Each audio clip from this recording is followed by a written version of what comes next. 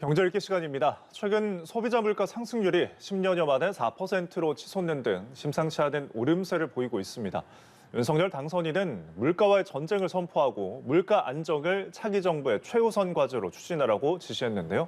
어떤 대책이 검토되고 또 하반기 물가는 어떨지 관련 내용 김대우 경제학 박사와 함께 짚어보겠습니다.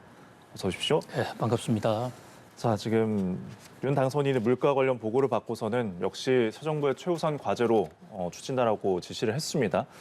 사실 인수위도 지금 이 물가를 잡기 위해서 대책을 고심 중인 상황인데 그래서 나오는 이야기들이 공공요금 인상을 억제하는 것 그리고 서민이나 자영업자 지원을 하는 것을 언급했는데 지금 상황 어떻게 보고 계신가요? 네, 대통령 당선인이 물가 안정에 관한 특별 보고를 받았다는 것 자체가 매우 이례적인데요. 예.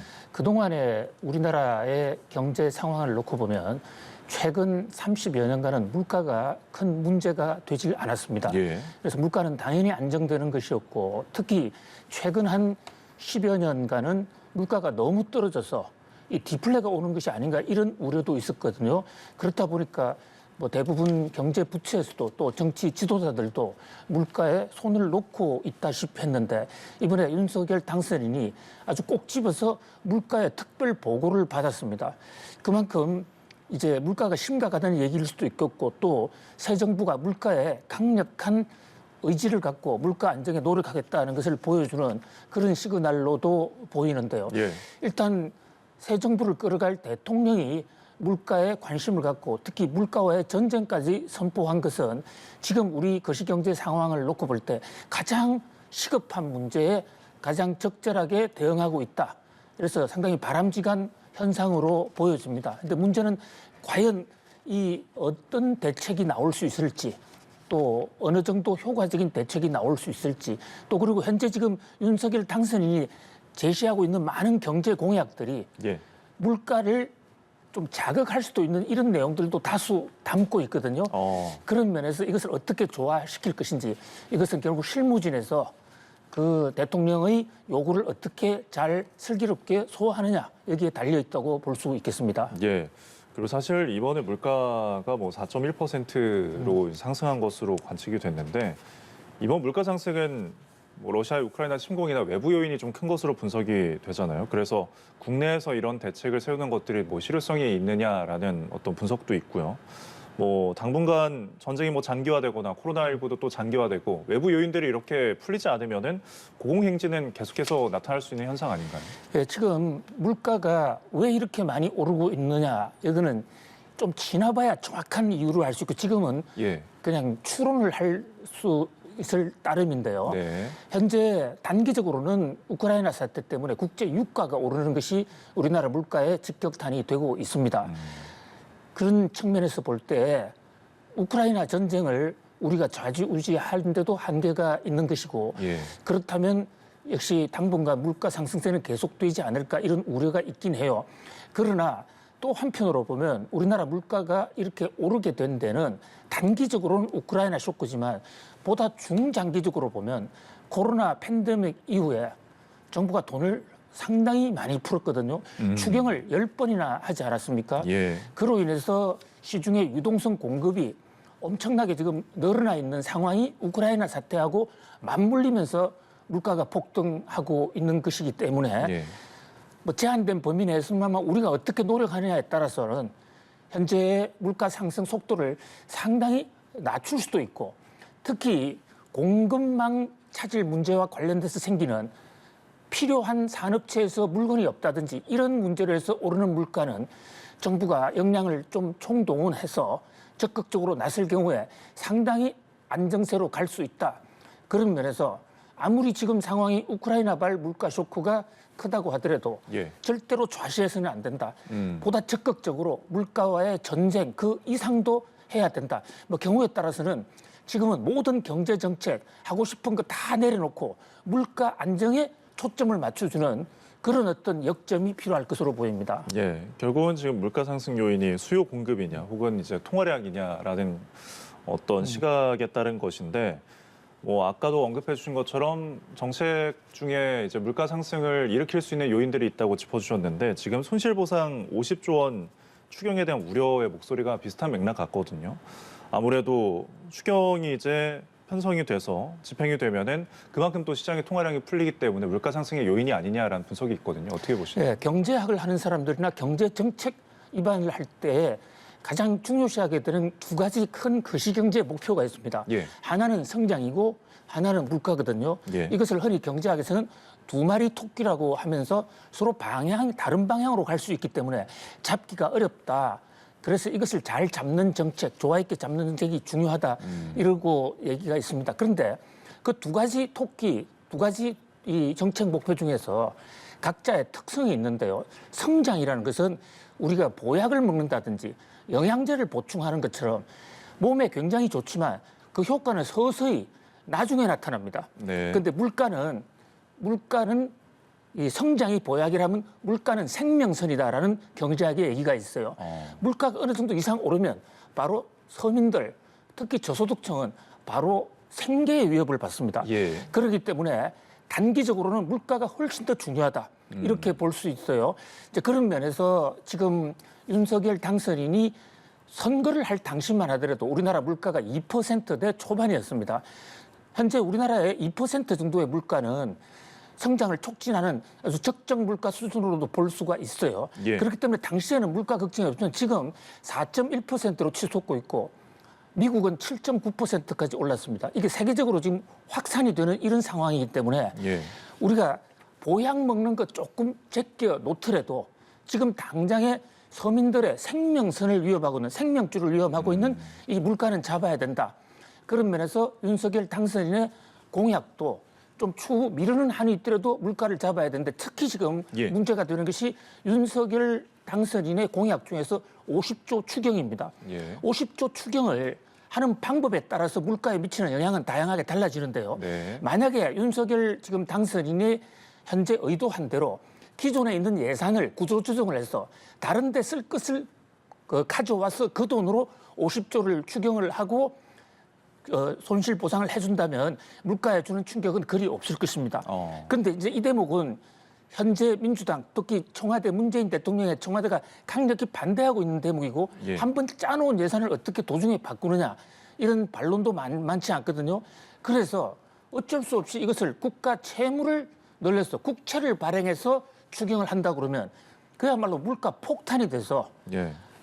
그 기름에 불을 붓는 형국이 될 가능성도 있습니다. 예. 그런 면에서 국채 발행을 통한 추경만은 이번에는 절대로 좀 억제하거나 이것을 국민들에게 좀 양해를 구할 필요가 있다. 그래서 추경에 대한 대조정이 필요하고요. 그뿐만이 아니라 각종 개발 정책이나 경제 정책, 뭐 이를테면 성장률, 잠재 성장률을 4%로 올리기로 했다든지 여러 가지 다양한 정책들이 있는데 예. 이것은 중장기로 돌리고 적어도 단기적으로 우리 전두환 대통령 때나 박정희 대통령 때는 물가 대책 본부라는 것도 만들었거든요. 이것을 국가적인 차원에서 총력을 기울일 필요가 있다. 이렇게 예. 봅니다. 예, 그렇습니다. 일단 뭐 성장도 중요하지만 당장 코앞에 닥친 그 생계 관리에 대한 지적을 해주셨습니다. 지금 원달러 환율이 또 상승한다는 소식을 계속 전해드리고 있잖아요. 그래서 달러를 선호하는 심리가 강해지는 또 분위기인데 뭐 이런 가운데 미국에서는 연준이 공격적으로 긴축을 또 할 수 있다는 관측이 나오고 있습니다. 그래서 뭐 조금 전에도 언급해드렸지만 빅스텝 관련 이야기가 또 나오고요. 뭐 일부에서는 우크라이나 사태가 아니었다면은 빅스텝이 진작에 이뤄졌을 수도 있다. 뭐 이런 이야기가 있거든요. 어떻게 보시나요? 지금 미국의 금리가 0.25%입니다. 이것은 뭐 거의 거저라고 돈을 빌리는데 거저로 빌린다. 또 돈을 빌려줄 때 별 이문도 남기지 못하고 빌려준다고 해도 과언이 아닙니다. 지금 네. 그래픽에 보시는 대로 금리 수준이 상당히 낮은 상태인데요. 이게 지금 코로나 팬데믹 때문에 미국도 금융 완화, 금리를 계속 펑펑 내렸거든요. 예. 그런데 이거를 이제 올리기로 지난해 연말부터 미국 연준 FOMC가 정책을 틀었습니다. 그래서 3월 달에 금리를 올리려고 했는데 우크라이나 사태가 2월 24일인가 터지지 않았습니까? 예, 그러다 보니까 연준에서 좀 두고 보자 이래서 당시에 금리를 0.50% 올리려고 했다가 예. 그 절반인 0.25%밖에 안 올렸는데 네. 당시 회의에서의 회의록 결과 이것을 연준의 FOMC 마이뉴트라고 해서 우리말로 의사록으로 번역하는데 이 의사록이 공개가 됐는데 그 내용을 보니까 당시에 모든 연준위원들이 한결같이 0.50% 또는 그 이상을 올리려고 했었다. 이제 그런 얘기가 나오면서 그렇다면 이제 앞으로 더 빨리 올릴 수도 있지 않느냐. 그리고 당시에 연준위원들이 의사록에서 올해 앞으로 연준의 금리 인상폭은 최소한 한 번 이상은 0.50% 대폭 올려야 된다라고 주장을 했다는 겁니다. 예. 그렇다면 이것이 앞으로 연준이 보다 더 공격적으로 더 매파적으로 금리를 올릴 것이 아닌가 이 얘기가 나오면서 뉴욕 증시에서는 주가도 떨어지고 특히 이제 우리나라 환율 시장에서는 우리나라 돈 가치가 떨어지고 예. 미국이 금리를 올린다고 그러니까 세계의 돈이 미국으로 가버리니까 우리나라 돈 가치는 떨어지니까 우리나라 돈으로 달러를 바꿀 때 적용하는 환율 그게 원달러 환율은 환율이 올라가는 것입니다. 종전에 이런 1달러를 바꾸기 위해서는 1,200원만 줬으면 됐다고 한다면 지금은 우리 돈 가치가 떨어졌기 때문에 예. 환율이 더 높아져서 1,220원, 30원 이렇게 줘야 된다는 것이거든요. 이건 또 환율이 오르면 물가는 더 오르게 되기 때문에 네. 우리 경제에도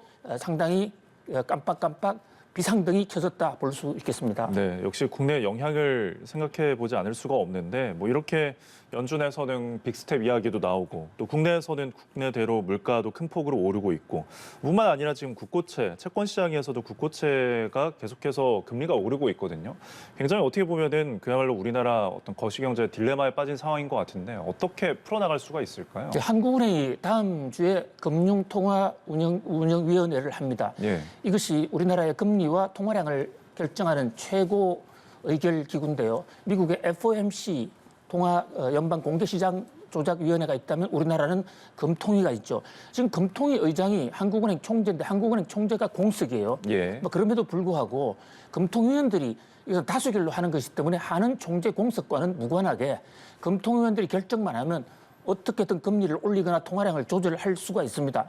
그런데 문제는 지금 우리나라의 거시경제 여건이 금리를 올리기도 그렇고 안 올리기도 그런 이러지도 못하고 저러지도 못하는 딜레마에 빠져 있다는 것입니다. 네. 물가만 생각하면 금리를 올리는 게 너무나 당연하겠죠. 예. 그런데 지금 증권시장에서 채권금리, 국채금리가 너무 높아서 미국보다 훨씬 높거든요. 예. 이 채권금리가 높으면 채권은 기업들이 자금 조달하는데 가장 중요하게 생각하는 그리고 자금 조달 비중이 가장 높습니다. 예. 국고채 금리가 올라가면 기업들의 자금난이 생겨서 기업이 생산, 설비 투자를 하기가 어려워요. 지금 우리나라 기업들 설비 투자 상당히 줄어든 것으로 나타났다고 지난번에도 저희들이 보고 드리지 않았습니까? 예. 그러면 기업이 설비 투자를 적게 하면 생산 물량이 적어서 또 물가가 올라갑니다. 그런 측면에서 과연 어디에다 방점을 둘 것인가? 이것이 지금 남아있는 금통위원들, 이주열 총재는 퇴임을 했지만 남아있는 6명의 금통위원들이 수기를 거듭해서 다음 주에 결론을 내릴 것으로 보입니다. 예, 그렇습니다. 14일에 또 예정되어 있기 때문에 지켜봐야 될 것 같습니다. 자, 이어서 저희가 아까 리포트를 통해서도 전해드렸지만은 삼성전자가 올해 1분기에 어려운 여건 속에서도 또 호실적을 기록을 했습니다. 보통 1분기에서는 비수기로 불려서 뭐 기대한 만큼 실적을 올리지 못한다는 분석들이 있는데 뭐 호실적을 거둔 배경 무엇이 있을까요? 삼성전자 실적이 호실적을 거뒀다는 정도를 넘어서서 예. 그야말로 대박을 터뜨렸다. 이렇게 볼 수가 있습니다. 지금 앵커님 잘 지적해 주신 대로 예. 전자제품은 1분기가 상당히 불경기입니다. 왜냐하면 연말 연시에 선물용 또는 기업이 설비 투자용으로 대규모 전자제품 매출을 집행을 해버리기 때문에요. 네. 1분기에는 수요 감축 시기로 들어가거든요. 그런데 지금 삼성전자 1분기 매출이 무려 77조 원어치를 팔았다는 겁니다. 예. 우리나라 지금 예산이 지금 600조니까 넘죠. 예. 예산의 10%를 팔았고 또 지금 윤석열 당선인이 하고자 하는 추경이 50조인데 삼성전자에서 1분기 벌어들인 돈이 추경 예산보다 규모가 더 큰 것입니다. 예. 그렇기 때문에 상당히 큰 실적이고 또 영업이익도 굉장히 높아졌습니다. 이것은 코로나 비대면 이후에 반도체 등에 대한 수요가 여전히 강하다 이런 것을 보여줄 수 있고 또 우리나라 기업들이 지금 국제 경제 환경 변화 속에서 다른 어떤 나라보다도 잘 선방하고 있다. 이런 여러 가지 다양한 시그널을 주고 있는데요. 예. 삼성전자가 잘 된 것은 대장주인 삼성이 잘 되면 그 자체로도 우리 GDP에 영향을 주지만은 그게 산업 연관 효과, 전방 효과, 후방 효과로 해서 하청 기업들에게도 여러 가지 영향을 주거든요. 예. 그런 면에서 우리나라의 산업 동향 실적은 상당히 양호하다 이렇게 볼 수 있겠습니다. 네, 이렇게 뭐 매 분기마다 삼성전자의 호실적을 전해드리고 있습니다. 그래서 뭐 연 300조의 매출을 올리는 삼성전자가 되지 않겠느냐 이런 관측도 있는데 이렇게 좋은 실적에도 불구하고 사실 삼성전자를 갖고 있는 이제 주주들, 네, 10만 전자는 도대체 언제 되는 것인가?